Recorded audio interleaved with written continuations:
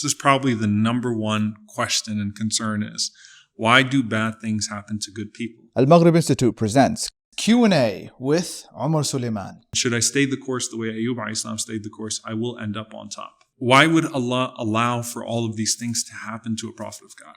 This is a prophet of Allah who did so many good things, who was honored in the sight of Allah. Why all of this? Did it really have to happen this way? Now, the end of the story of Ayyub alayhi salam is elevation and honor. And obviously, there were many years between the trial and that actual elevation and honor.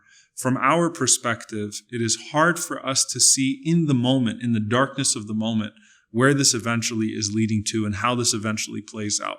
And that's actually the point, that in every situation when the believer is going through something, going through a hardship, there is a recourse. That recourse is often not until the hereafter, but believing in that eventual recourse in the hereafter is important. Sometimes that recourse happens in this life. And Allah subhanahu wa ta'ala shows us the capability, the way that a really horrible story can flip into a good story within this dunya and lead to a net benefit for that person that was on the receiving end. However, that does not mean that it's going to end up that way every single time.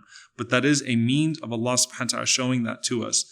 And it will end up that way eventually. However, sometimes within the hereafter, the same way that when a person makes dua under oppression, Allah hears it, لَأَنصُرَنَّكِ وَلَوْ بَعْدَ حِينٍ, I will support you, but it might come after some time.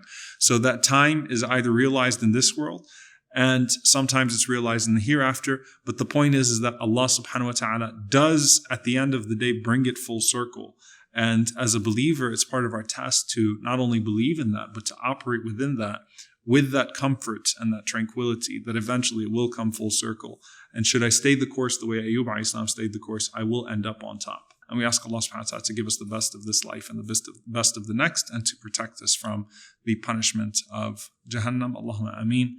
Wa jazakumullahu khairan.